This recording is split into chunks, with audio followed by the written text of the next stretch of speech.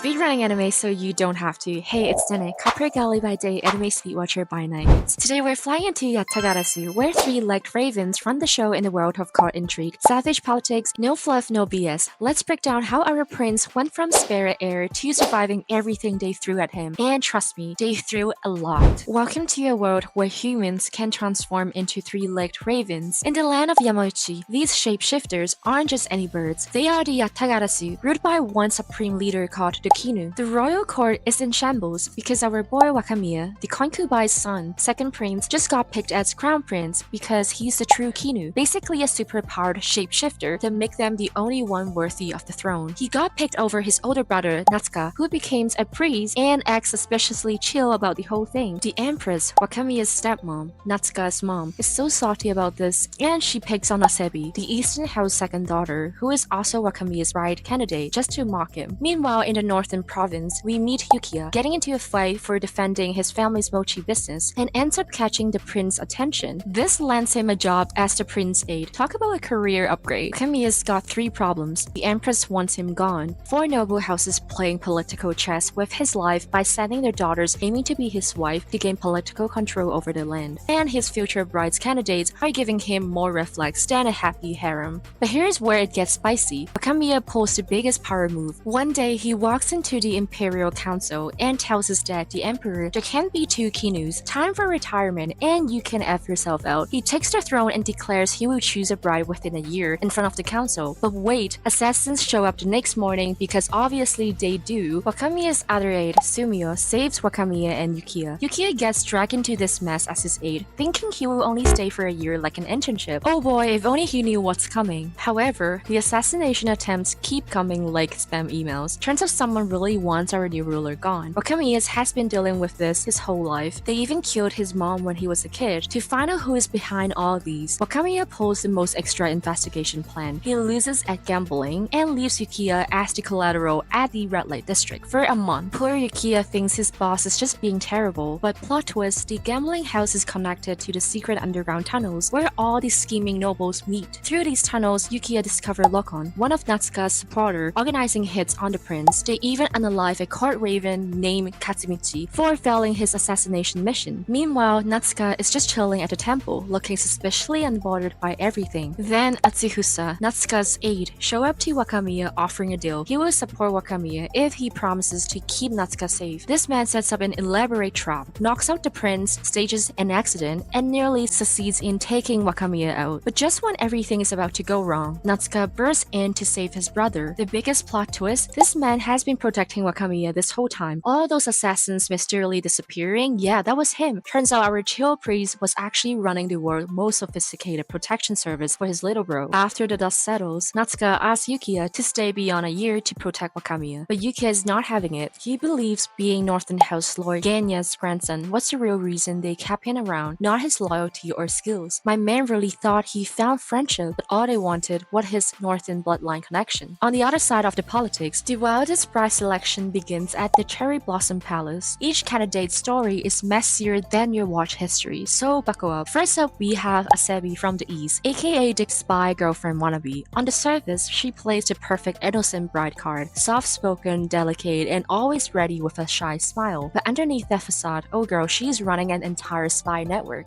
Her older sister was originally supposed to be the bride candidate, but Asebi staged an essay incident to traumatize her sister, pulling every string she can find as her ticket to the throne. Asebi's moves are toxic and sharp. She got her servant Kasuke infiltrating the palace to do shady business, manipulating her bestie Fujinami, who is actually Wakami's sister, a princess, and bullying poor Samomo into delivering secret letters for her. Even worse, she's been stealing letters from the prince to other bride candidates. Talk about toxic girlfriend energy. Then there's her obsession with Wakamiya, declaring in front of the other candidates that he is her first love. She doesn't stop there. She's practically auditioning for the role of over-possessive girlfriend hovering around him at every opportunity and putting down anyone who comes close. Next, we have Shiratama from the north. Her story is straight out of a tragic romance. Raised since age 4 to be the future queen, she fell for Katsumi, a simple gardener. They have been exchanging paper crane love letters for years while her family is pushing this political marriage. Every night, Katsumi leaves flowers by her window and she responds with paper cranes until her handler catches them and bans all contact. Girl is so desperate she threatens to unalive herself if anyone else marries the prince. The drama escalates when she attempts to drown Asabi in the palace lake, only for another bride candidate to step in and save her enemy like a true queen. Shiratama's emotional breakdowns become a regular feature, with her room littered with hundreds of paper cranes, each one soaked in heartbreak. Then there's Hamayu from the south. Her parents got executed for assassinating the prince's mom, but her uncle Lord Toru let her live with one condition. She has to kill Wakamiya in exchange for restoring her status. Her criminal family background secret was blackmailed by Shiratama to support her on the prince's marriage. Hamayu refuses, confesses she's indeed daughter of a criminal, and she escaped from the Cherry Blossom Palace. Plot twist, she and Wakamiya have been childhood friends. She has been playing both sides, pretending to plot his death while secretly protecting him from other assassins. Finally, Musuho no Suzuki from the west, the only one with functioning brain cells. While everyone is playing 4D chess with their lives, she's calling out all the nonsense, catches Shiratama trying to drown Asabi in the lake, and save her enemy because that's not how we do things. When she learns about Hamayu's assassin status, she kept that info for herself because she's got standards. Even though she throws some shade at Asabi due to her commoner background in the beginning, we see Masuho no Suzuki is slowly evolving into a rational queen. She's all about integrity. With all these bitches having ulterior motives, the Cherry Blossom Palace become a battlefield. Things hit boiling point when an unknown mid-transition raven is found dead in the palace gardens. There's a noble lady's comb on her body, letters scattered everywhere, and suddenly everyone is acting suspicious. Asabi plays the innocent victim, though she's clearly hiding something. Shiratama locks herself in her room surrounded by paper cranes and muttering about her forbidden love. That's only because her hidden lover Katsumi invaded the palace the other night to see her. She rejects him, and now she thinks her forbidden lover is the one who died at the palace. Hamayu's disappearance raises eyebrows, but she's actually blending into the crowd as a court lady. Wakamiya pieces together the clues and begins setting a trap. He knows the truth about Hamayu's disguise and lets her continue the act to see how far she will go. On the final day of the selection, Wakamiya finally decides to end this chaos and drops bombshell after bombshell. Asabi's schemes are laid bare. She pulls out all the letters that she's stolen in front of everyone, which her lady-in-waiting Samomo already knows. He exposes how she manipulated her princess sister Fujinami for power, causing Fujinami to kill Samomo to protect Asabi's schemes. Seeing her first love expose every scheme, every lie, every plot, including Kasuke as a tool to cause troubles to other bride candidates, she has a mental breakdown in front of everyone. Shiratama's heartbreak comes to a bittersweet end. Wakamiya allows her to reunite with Katsumi and flee the palace, ensure her safety. Matsuo no Suzuki bows with her dignity intact, stating she'd rather not marry into this mess. Instead of punishing Hamayu for the assassination plot, Wakamiya is like, your ability to run this much game while keeping me alive? That's wife material, and makes her his consort. Hamayu's secret mission ends with a surprise twist of fate and a very unexpected wedding. Just as everyone is recovering from the bride drama, the north erupts in chaos. A raven goes completely crazy mid-flight, attacking the villagers before Wakamiya has to take it out. The culprit, a mysterious drug called Sage Cup that's making ravens lose control of their transformation. Wakamiya and Yukiya investigate a suspicious medicine seller, but the trail leads them into something way darker. Local merchants start talking about the ghost fires in the Sugo Mountains, and our boys decide to check it out disguised as deliverymen. What they find is straight out of a nightmare, an entire village massacred, with only one survivor locked in a trunk. But the real horror? The attackers were flesh-eating monkeys that can shapeshift into human form. The four lords gather for an emergency meeting when Wakamiya presents them with a dismembered monkey head. Nobody wants to believe these monsters can shapeshift until more attacks start happening. Young girls start disappearing from villages, and the monsters are getting bolder. Enter Kome, the girl they rescued. She seems innocent enough until you dig into her family drama. Her dad is a water peddler collecting special spring water. Suddenly, he's involved with some underground gang called Toby, and now he's on the run after being exposed at a Sage Cup cellar. The investigation leads them to Toby's boss, King Saku, who's got some wild information about the monkeys. But nothing comes free. He offers Yukiya a deal. Retrieve a white shard from an underground cave in 4 hours before the entrance seals forever. Yukiya dives dives into these creepy caves, swimming across an underground lake only to find these white shards